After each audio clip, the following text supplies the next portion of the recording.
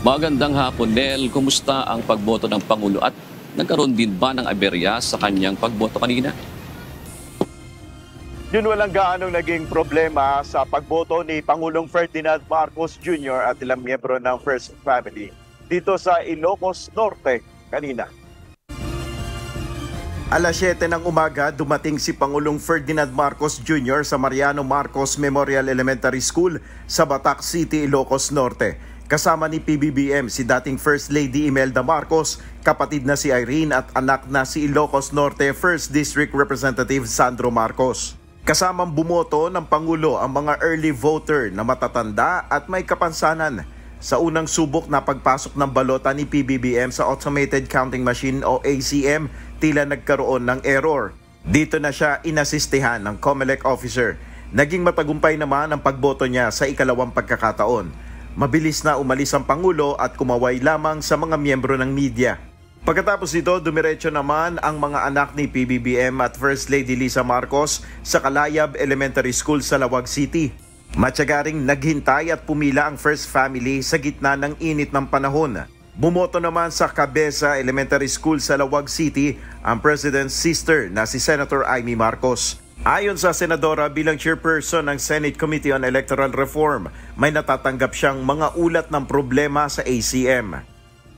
Kaninang umaga pa, natatanggap ko mula sa iba't ibang lugar ang reklamo tungkol sa allegedly programmed machines na kahit sino ang iboto mo ang lumalabas abalos, na minsan hindi nagre-rehistro ng sino mang senador.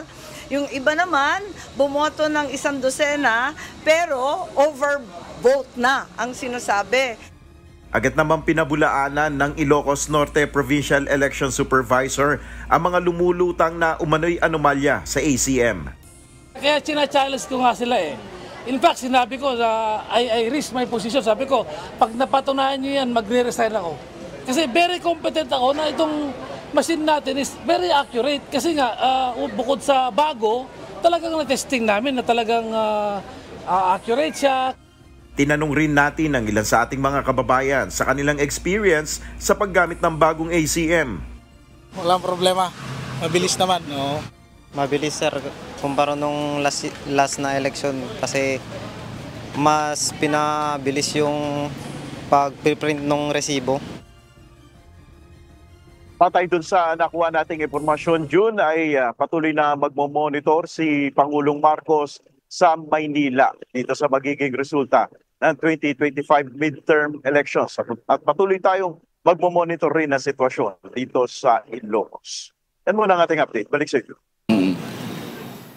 Yes, Nel. Sa monitoring ba ni Pangulong Marcos, nagpahayag na siya ay convinced na talagang maayos ngayon ang eleksyon? Nel, at least partial? Yun nga ang inaabangan natin, Jun, kung ano yung magiging pahayag ng Pangulo matapos nga nitong eleksyon.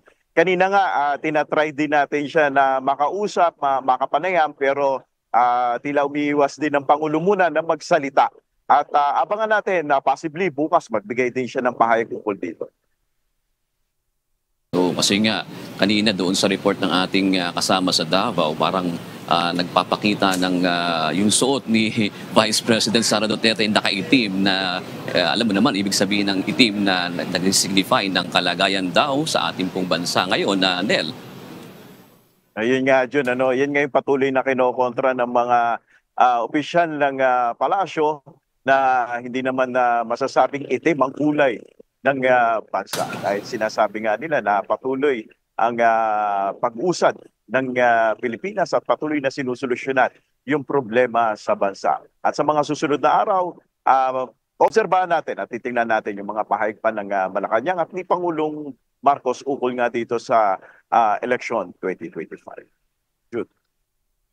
Sa mga nakalipas na napahayag na ng Palasyo, Nel, ano ang inaasahan nila sa eleksyon ngayon? Ito ba ay magiging mabilis o mamaya lamang ay may resulta na kaagad na kumbaga significantly or masasabi na kaagad na eto na kaagad may panalo na sa maaaring sa grupo nila o sa kabilang grupo? Tama ka dyan, Jun, kumpiyansa ang Malacanang na agad dito matatapos. Kumpiyansa sila dito sa bagong makina ng ginagamit natin ngayon na magiging mabilis ang resulta na wala namang silang bahid na nakikita natin sa mga pahig na nakaraan. Wala naman silang bahid ng pagdududa. Tiwala sila sa COMELEC sa pagsasagawa ng eleksyon ngayon, June. Alright. Maraming salamat, Nel Maribuok, nagulat ang live mula sa Ilocos Norte.